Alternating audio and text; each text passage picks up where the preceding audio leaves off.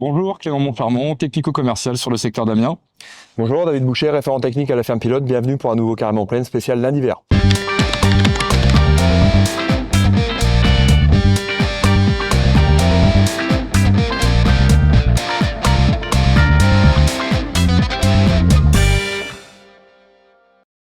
Alors, la dernière fois, on vous parlait de régulation du blé.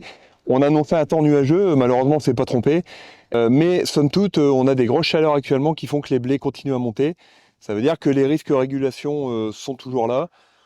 On va positiver, les conditions sont au top pour réguler les blés. Ça fait plusieurs années qu'on n'a pas vu ça, c'est-à-dire que les températures sont douces, il n'y a pas d'amplitude, il n'y a pas de gelée. Donc si vous devez réguler, vous pouvez y aller sans aucun problème. D'ailleurs, soit dit en passant, au stade des blés, épi 1 cm à premier nœud, comme on peut l'avoir sur les premiers semis, il y a un produit qui peut être très intéressant, on vous en a déjà parlé plusieurs fois, c'est Utrisha, notamment pour des compléments de fertilisation en fin de cycle. On ne sait pas de quoi sera faite la fin de cycle du blé. Par contre, on sait une chose, c'est que s'il y a déjà de l'azote qui est contenu dans les feuilles, au moment de la réorganisation pour faire de la protéine, eh bien, ça sera au moins efficace. Donc, vous pouvez utiliser ces produits-là, les conditions sont vraiment optimales. Et puis, autre chose au niveau des blés, petit point maladie, donc on voit de la septo qui émerge en région, et même sur des variétés tolérantes, donc à surveiller dans vos parcelles. Et puis, il y a des modèles de prédiction sur le pied inverse et la rouge jaune qui commencent à donner de sérieux signes d'enflammement de la plaine. Donc, il est hyper important de surveiller vos parcelles. Pour la rouge jaune, on a l'habitude, on s'est fait avoir 2-3 fois, donc maintenant je sais qu'on est souvent dans les champs. Par contre, pour le pied inverse, ça fait longtemps qu'on n'en a pas vu. Donc allez voir vos parcelles, et notamment les variétés sensibles. Et tout bêtement, Chevignon est une variété plutôt sensible pied inverse. Donc on se retrouve aujourd'hui sur une parcelle sur la commune de Saint-Sauflieu, au sud d'Amiens.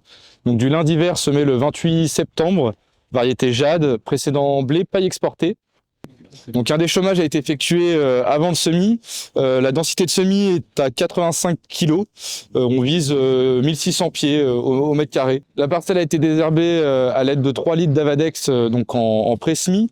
Et on est revenu avec du cycloxidime en rattrapage gramineux. Pour parler fertilisation, la parcelle a été fertilisée en 2 passages pour le zinc. Donc on chiffre aujourd'hui la culture un besoin de 150 à 300 grammes de zinc à l'hectare. Et l'agriculteur a apporté 700 kg de 5,11,21, ce qui représente 35 unités d'azote, 75 de phosphore et 145 de potasse. On a de la chance sur cette parcelle, après avoir effectué un tour de plaine, la culture est saine, mais il faut néanmoins rester vigilant et surveiller au quotidien l'apparition de champignons ou de maladies dans vos lins d'hiver. Clément vient de nous le dire, hein, la parcelle ici est saine après un tour de plaine, donc n'a pas besoin de fongicides particuliers. Maintenant, ce n'est pas le cas partout, et il y a des parcelles beaucoup moins avancées que ce qu'on peut voir ici. On est en région sud Amiens, on a pris plus de sommes de température que par exemple dans le Ternois. Les maladies à surveiller actuellement, c'est la morlin, la septo, qui sont très typiques des lins d'hiver à cause de l'humidité notamment. Donc imaginez l'humidité qu'on a pris cet hiver. Là, c'est assez simple, c'est du diphénoconazole en ce moment. Et puis, autre maladie qui pourra évoluer, et notamment avec les températures qu'on doit reprendre encore plus cette semaine, c'est de l'oïdium. Et dans ces cas-là, l'oïdium, c'est souvent le soufre. Alors le soufre, c'est toujours le problème de trouver les produits homologués niveau fongicide. Par contre, on sait qu'on a des soufres alimentaires comme l'Actasoufre qui fonctionnent très bien. Niveau rattrapage de désherbage, alors il faut aller relativement vite quand même, hein. Vous voyez ici, on est déjà à 20 cm, les lames vont très vite, apprécie la température. Il y aura toujours pour des dicotes ou presque une base bentazone à laquelle on ajoutera soit de l'amidosulfuron pour gérer les rumex ainsi que les gaillets, soit plutôt du méthsulfuron pour gérer toutes les problématiques renouées matricaires. Les désherbages sont toujours assez contraignants en termes de sélectivité sur les lins, et dans ces cas-là, on n'hésitera pas à ajouter 1 litre de Misa qui permet par l'apport d'acides aminés de limiter les problèmes de phytotoxicité sur la plante. Autre chose, donc on le voit très légèrement sur cette parcelle, il y a des parcelles assez hétérogènes, ici il y a des zones plus ou moins marquées, ça c'est très souvent l'effet du coup de froid qu'on a pris. Donc dans ces cas-là, il sera important d'aider les lins à repartir. On a 2 axes principaux actuellement. C'est soit on travaille les carences induites en oligo-éléments, puisque le lin est très sensible aux carences oligo. Clément vous en a parlé tout à l'heure sur le zinc. Dans ce cas-là, vous pouvez travailler un produit comme le Fertigofol. Soit on va travailler à apporter du contenu énergétique à la plante, notamment sur sa synthèse protéique, par le biais d'acides aminés.